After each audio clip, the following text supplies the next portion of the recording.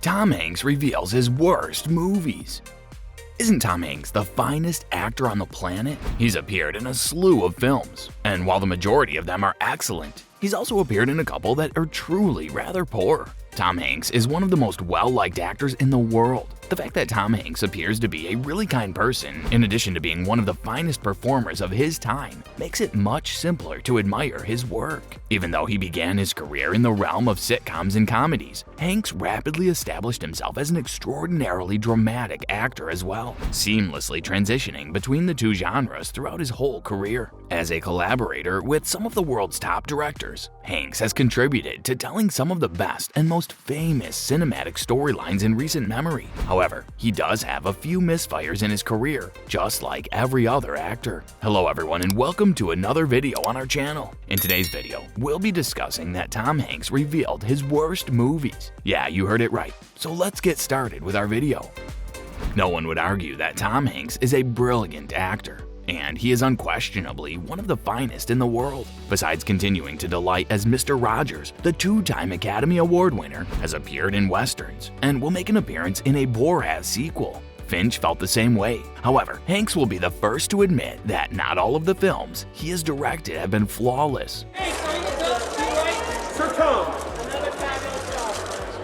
And in some cases, they haven't even been noticeable. And when it comes to the 1990 adaptation of the Bonfire of the Vanities, Hanks is well aware that it is a dud, and even understands why this is the case. Even though Tom Hanks had a string of huge blockbusters before starring as a Wall Street bond trader in the black comedy The Bonfire of the Vanities, he had never played a Wall Street bond trader before. He was still not the royalty of Hollywood that many people now undoubtedly think of him as at the time. Yes, he had already completed Big in 1988 and Splash in 1984, but it was still sorting out its position in the world with bugs like Volunteers in 1985, Turner and Hooch in 1989, and Joe Against the Volcano in 1990. Bonfire may have looked like a play, and it was a likely Oscar candidate, but Hanks explained to The Blast some of the reasons why the film didn't work on any level when he said that when they were making it, that movie was massive. They were unable to travel any place in New York City due to a power outage.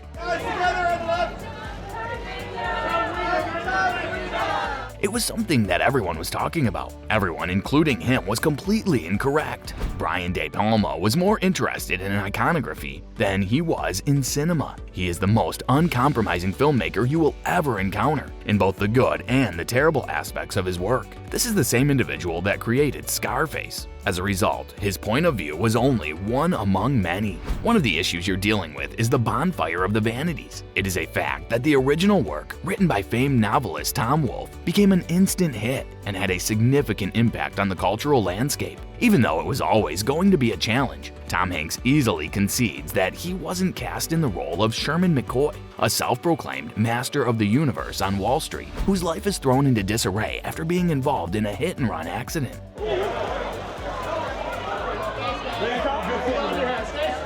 Was the right choice. The character of McCoy appears to be wicked on the surface, and while Hanks is an accomplished actor, they expected him to portray the sympathetic funny man that they had grown to love in his earlier comedic roles. Take a book like Tom Wolfe's, which has transformed the way people communicate and think, for example, and convert it into a wonderful movie, or modify the primary premise of what the source material is talking about, and you have a problem. It is possible that it will not translate correctly. The conflagration of the Vanities is a bonfire of vanity for a brief moment. It became a convenient Hollywood auction to mention a movie that had failed to do well swiftly. Tom Hanks wasn't the sole reason for the film's stumbling block. Not by a long shot. Read the 1991 book The Devil's Candy, which is considered one of the most significant behind-the-scenes stories in Hollywood history, to gain a deeper understanding of how and why the movie endangered your prospects of success. The wonderful thing about Tom Hanks is that he was able to endure the odor of Bonfire of the Vanities, and the film will live on in perpetuity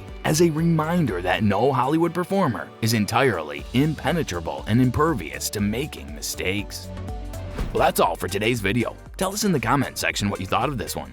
I hope that you found this video interesting. If you want to see more like this, please consider subscribing. And don't forget to give comments and provide us with your valuable feedback. We'll see you in the next video with some more amazing celebrities, facts, and stories. And until then, stay tuned.